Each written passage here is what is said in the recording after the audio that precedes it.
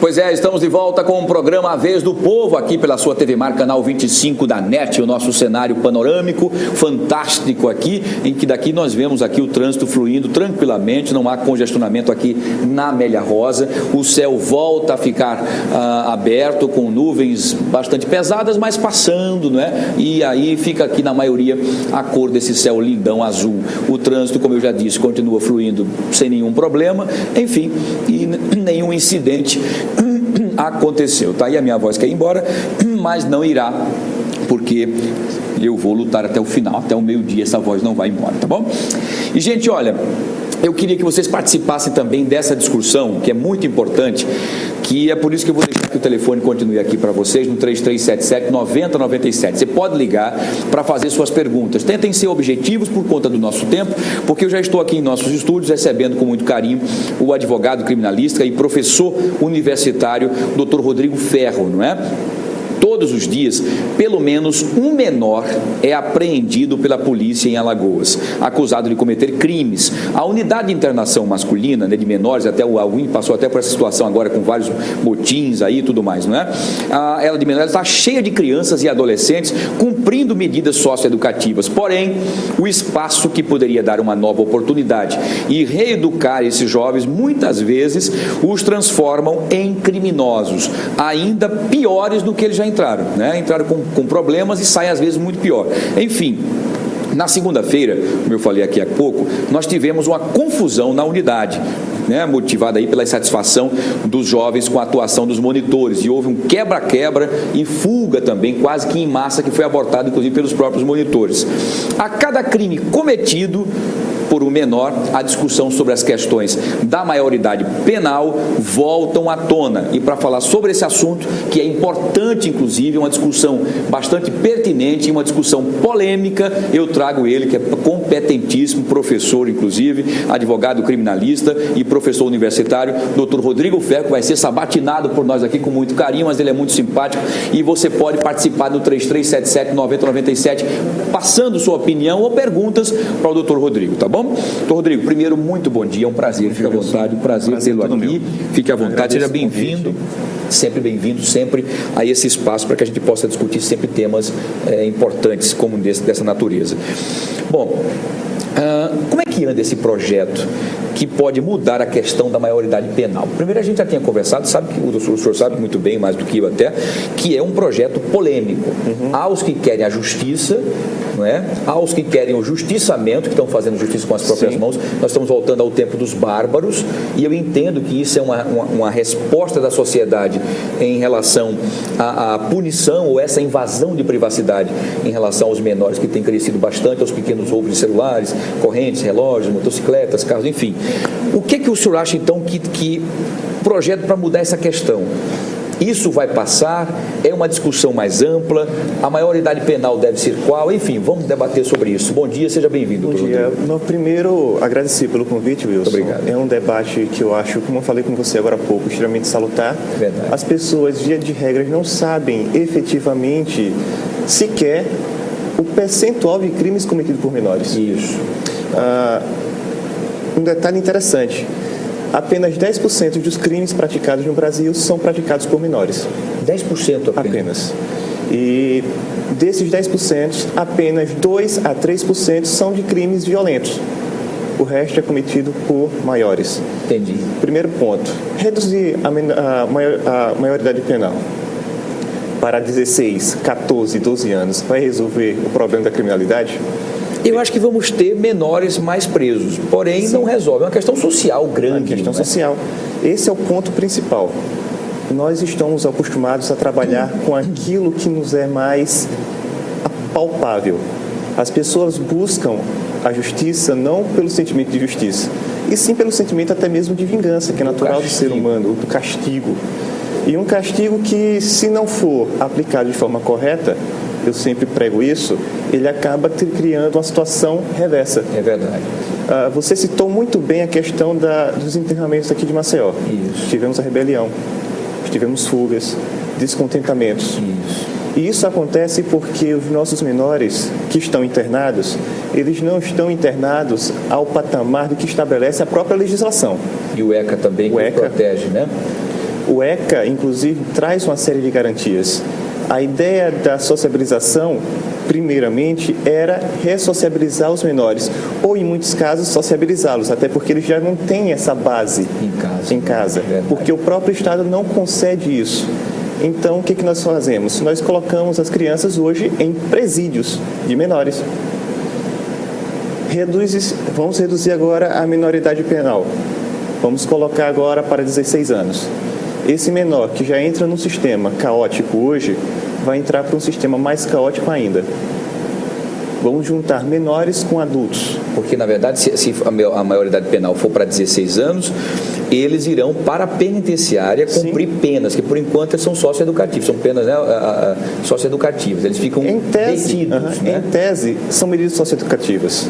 Na prática, são penas. São penas, porque não há nenhuma atenção básica para esses jovens. Olha, eu tentei conversar com alguns na época e tal, e o que a gente escuta deles, claro, tem muitos que eu acho que vai ser muito difícil se recuperar, porque vem de um alicerce terrível, onde o pai já é traficante e ele já acabou enveredando para isso, a mãe foi morta pelo próprio filho, enfim, tem situações terríveis, né? Por uma questão social gravíssima, um abismo que existe aí, que todo mundo já sabe.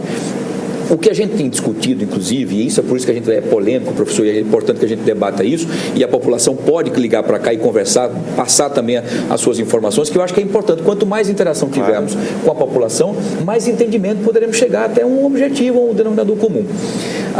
Vai para 16 anos. A gente tem nos Estados Unidos em que, e isso eu até concordo, eu acho que a punição, de uma forma geral, por conta dessa sensação de impunidade, nós estamos vivendo um caos total. Sem dúvida. Né? O samba do crioulo doido, como diz no popular. Quer dizer, cada um faz o que quer, porque está tudo certo, e qualquer discussão, qualquer problema que você tem, se colocou na cabeça, bota na justiça. Pela morosidade, pelos nossos problemas no judiciário também, enfim, uma série de coisas. Eu conversei até com o doutor Pedro Ives aqui, né, o presidente da Almagem, dizendo que faltam 600 servidores, faltam juízes, vive um caos. Eu acho que também. Faltam mais. E acho que faltam muito mais. Eu acho que faltam muito mais. E aí, uma série de engrenagens que chega no ponto final da corda, que é o menor, não é? Que acaba sendo reflexo de tudo isso. Porém, a sociedade que paga os seus impostos, somos nós, que fazemos as coisas certas, que tentamos criar os nossos filhos com muito carinho, estamos sendo invadidos por essa irresponsabilidade governamental que não prestou atenção. Ponto importantíssimo. A criminalidade, ela passa primeiro por essas questões de base. Nós temos a mania natural de um ser humano imediatista de buscar a resposta e os culpados. Muito bem. Mas a gente não se culpa. Ou não faz o nosso papel, às vezes. Qual é o nosso papel como eleitor?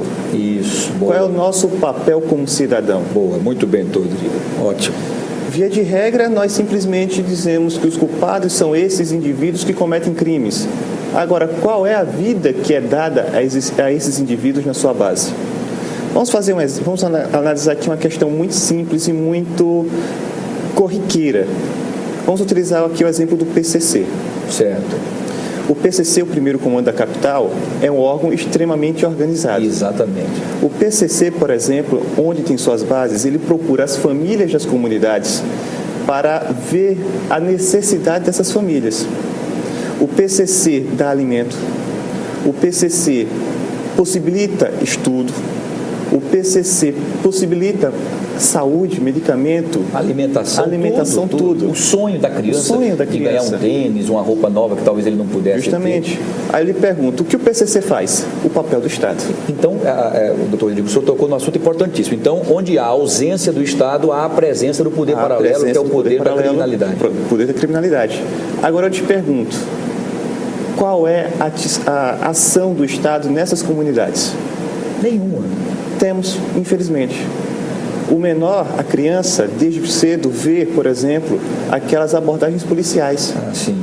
Aquelas abordagens em que o policial acaba entrando nas comunidades, chutando a porta, não diferenciando quem é o bandido, quem é o cidadão de bem. Aí vê o bandido tratando você bem e vê o Estado lhe tratando mal. E isso vai gerando uma revolta. Entendi. E isso vai gerando, inclusive, uma inversão de valores. Isso. O bom vira mal e o mal vira bom. É verdade. E simplesmente ignoramos isso. tem um trabalho feito pela polícia, acho que é a Tenente Coronel, não me lembro agora qual é a patente dela, desculpe se eu errar a patente, da Major Valdenice, na época era Major Valdenice, acho que agora é Tenente Coronel ou Coronel, não sei. Enfim, faz um trabalho pelo PROERD, não é? Um trabalho fantástico, justamente mostrar a essas crianças que a polícia é uma parceira dela, sem dúvida, tentando desmistificar justamente essa inversão de valores. E em alguns treinamentos, em alguns momentos em que eles ficam com as crianças simples daquela comunidade perigosa, eu tive o prazer de ser convidado e assistir.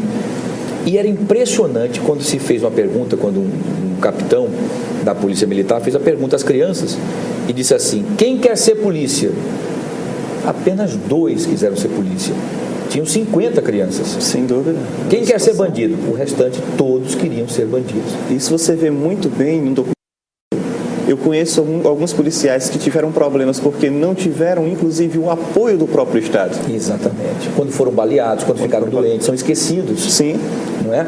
Quando não são tratados como bandidos. Sim, pois é, exatamente. Às vezes, para se defender, vocês imaginam que é um policial sair de casa de manhã, às vezes com a família, a mãe doente, a esposa doente, o filho doente, a cabeça de um pai, nós somos, não sei se o senhor é pai, ainda não, mas sabe, tem família, enfim. Sim. A gente sente, sofre, vai trabalhar sabendo que a criança está dodói, está ali, sente você está perto, dando a segurança que necessária. E o policial sai para enfrentar a criminalidade, colocar o seu peito ali para diminuir a violência, para defender a sociedade, do qual não o respeita, né? Defender o Estado que não o respeita. Vocês imaginem isso na cabeça de uma pessoa e que muitas vezes prende o bandido, no qual às vezes ele volta e o bandido é vizinho dele. Sim. Ele mora também nas comunidades onde ele mesmo tem que combater. Uma pena isso, professor. Muito grande, muito grande. E isso só vai mudar, obviamente, com a ação forte do Estado. Não é algo que se muda de um dia para a noite, não é, infelizmente não é. É um trabalho que tem que ser feito com muita cautela, um trabalho que tem que ser feito com muito engajamento. Esse projeto que você me falou mesmo é um projeto excelente. Isso. Vamos repetir esse projeto, vamos dar apoio a projetos como esses, vamos entrar nas comunidades e demonstrar para os nossos futuros cidadãos maiores, apesar de serem cidadãos ainda, mesmo menores, que a vida fora do crime é a melhor vida. Verdade. Agora, como mostrar isso para esses jovens, se a prática muitas vezes não é essa do que nós queríamos, né, do ideal? É algo que tem que vir a partir, primeiro, da educação. Na verdade, quando eu me incluo nisso também, o legislativo precisa tomar essa responsabilidade para eles, né, para todos nós. Os poderes constituídos precisam ter essa responsabilidade. Principalmente o executivo. Né? Exatamente. As nossas leis não são maravilhosas, mas se a nossa lei fosse aplicada, a situação seria outra. Também acho. O senhor acha, então, que esse problema todo, dessa sensação de impunidade, eu conversei até, inclusive, com o juiz, doutor Pedro Ives, que é o presidente da Almages, e ele nos falou aqui, relatou várias situações complicadas também, que o judiciário sofre, é cobrado e sofre também com as deficiências, em relação às leis duras para essas crianças. Certo.